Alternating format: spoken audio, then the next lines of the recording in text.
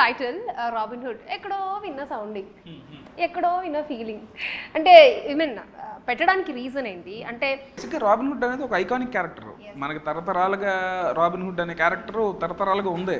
So నాకు వచ్చినప్పుడు కూడా ఇన్స్పిరేషన్ నాకు ఆ రాబిన్ హుడ్ టైటిల్ నుంచే స్టార్ట్ అయింది అసలు కథ అనేది. సో నాకు బాగా నచ్చిన క్యారెక్టర్. సినిమాలు చూసినా కూడా ఎప్పుడు ఆ రిచ్ పూరు అనేది బాగా ఇష్టం.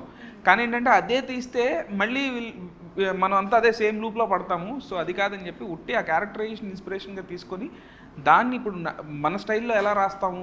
రాబిన్ హుడ్ అనేది మీ జనరేషన్ దగ్గర నుంచి వాళ్ళు ఆల్రెడీ పెద్దవాళ్ళు కూడా అందరూ జనరేషన్గా చూస్తూ వస్తున్నది రాబిన్ హుడ్ అని మనకు తెలిసిన వాడు ఒక తెలివైన దొంగ. అంటే వీడు ఎవరినైనా పడేసి ఎలాగైనా సరే అది కొల్లగొట్టగలడు, ఐ మీన్ దొంగతనం చేయగలడు, తీసేసుకోగలడు.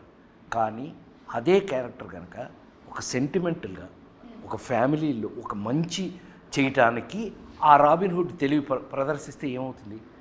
అదే హీరో పాజిటివ్నెస్కు వాడితే ఎలా ఉంటుంది? అదే ఈ కథ, ఈ సినిమా కథ అదే. నేను చెప్పేసాను, నువ్వేమనుకో. అలా వచ్చి ఎస్ మన ఇంట్లో కూడా ఒక రాబిన్ హుడ్ ఉంటే బాగుండని ప్రతి వాళ్ళు రేపు సినిమా చూశాక అరే మా ఇంట్లో కూడా ఒక రాబిన్ హుడ్ ఉంటే బాగుండు, మా ఇంట్లో ఒక రాబిన్ హుడ్ ఉన్నాడు అని ఫీల్ అయ్యేంత మీ మనసులు దగ్గరగా ఈ క్యారెక్టర్స్ నాకు మీరు ఒకటే గుర్తుపెట్టుకోండి, Nitin Robin Hood, agent John Snow, అట్లాగే వెన్నెల కిషోర్, శ్రీలీల.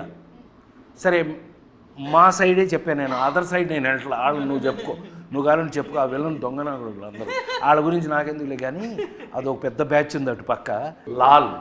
లాల్ తాతగా, ఆ పిల్ల తాతగా యాక్ట్ చేసిన లాల్ మలయాళం చాలా అద్భుతమైన దర్శకుడు, అతను ఎంతో గొప్ప దర్శకుడు, అతనే యాక్టర్. ఇప్పుడు ఇందులో తాతగా యాక్ట్ చేస్తున్నారు. మా బ్యాచ్ అంతా ఈ క్యారెక్టర్స్ అన్నీ, ప్రతి క్యారెక్టర్లోనూ ఒక ఎలివేషన్ ఉంది, ఒక ఫన్ ఉంది, ఒక నిండుతనం ఉంది. ప్రతి క్యారెక్టరు మీకు రేపు గుర్తుంటుంది. సో అందుకని ఈ ఫుల్నెస్ ఉన్న క్యారెక్టర్స్ ఇవి. ఈ క్యారెక్టర్స్ అన్నీ నాకైతే చాలా ఇష్టమైనవి.